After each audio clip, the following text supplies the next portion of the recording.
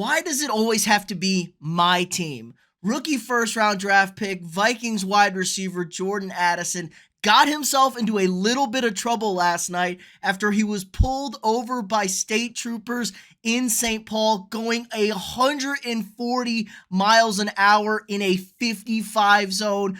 Obviously, he was cited for speeding and reckless driving. What a great first impression for the first round wide receiver to make on his team as Vikings rookies are reporting to camp later this week.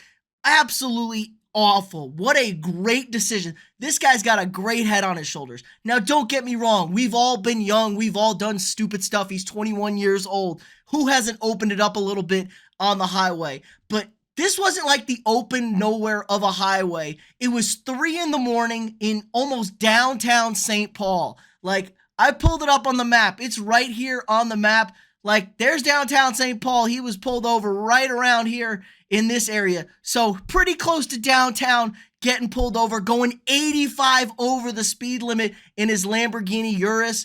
And that's like a Lambo SUV, so it's got an economical type feel, but he can still open it up. He wanted to prove that it's still got that horsepower of a Lambo. What a bonehead mistake. I can't believe you would do something this stupid. Thank God he wasn't drinking. He was going for that Henry Ruggs Award. So he was the only person in the car. They said there was no alcohol involved. He cooperated. He got a ticket. The investigation is still ongoing. The Vikings released a statement saying they were aware of the situation. But man, what a horrible, horrible, horrible first impression to make. First of all, signed a $13.7 million contract, $250,000 car, a little aggressive spending for a guy who was the 4th wide receiver and picked in the 20s. You haven't earned a paycheck yet, my guy. A little bit aggressive, but hey, if you didn't buy mom or dad a house, I could see why you might splurge a little bit on the vehicle. But this looks really, really bad. I hate this situation. I was not a huge fan of this pick when it was made. There was a lot of talk on who was the top wide receiver in this draft. Addison ended up being the 4th wide receiver taken after 4 wide receivers went consecutively in the draft. He was the last one off the board for the first round there. So he ended up being the guy everybody least liked, but Minnesota, my Vikings, were happy with it. Why couldn't we have drafted Joey Porter Jr.? Why couldn't we have drafted a guy who's like, dad played in the NFL for the Steelers, one of the upstanding organizations? We wouldn't have these issues. Another horrible first impression, like I said, and it's starting to scare me. This pick could start to scream bust right now. I mean, we've seen first-round wide receivers bust all the time. Do we have another Laquan Treadwell situation on our hands in Minnesota? Absolutely a disaster. And Addison has been up and down. He was great in 2021. He won the Biletnikoff Award, monster season, then transferred to USC with Caleb Williams and Lincoln Riley in that offense. Had a down year considering what that offense did. Still a solid season all around, but still was slightly down there. He missed most of mandatory minicamps and OTAs in the spring due to an injury he picked up in rookie minicamp. They said they were being extra cautious with him. He wasn't on the field. And our GM, Kwesi Adofo-Mensah, does not have a good track record right now with his high draft picks. Bust last year in the first round, Lewis Cine, injured, broke his leg, passed on Kyle Hamilton, who's the number 1 graded safety on PFF, takes another safety, breaks his leg because he can't even get on the field for defense playing special teams.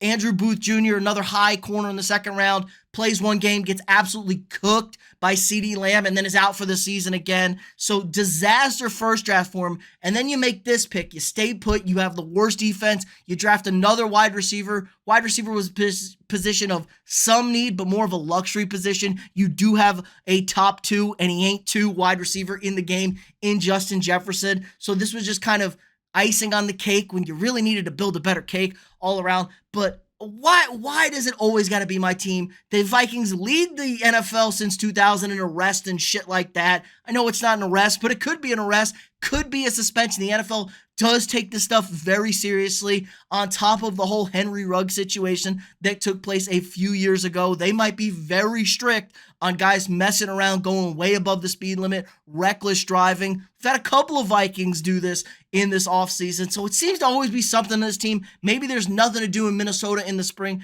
I don't know what it is, but this is a situation to monitor. Absolutely awful stuff. Horrible first impression. I'm getting a sinking, terrible feeling. This could be bust potential. But hey, I could be overreacting. I am a homer. I'll openly admit that. But let me know what you guys think in the comments below. Just a boneheaded kid move. Can you forgive him? Should we be thankful that there was nothing more to this? Or is this a bad sign of things to come, a real red flag, and you should be throwing up if you're a Vikings fan? Let me know what you guys think in the comments below. Again, like this video, subscribe to the channel if you're not already, share this video with your friends, and I'll see y'all tomorrow.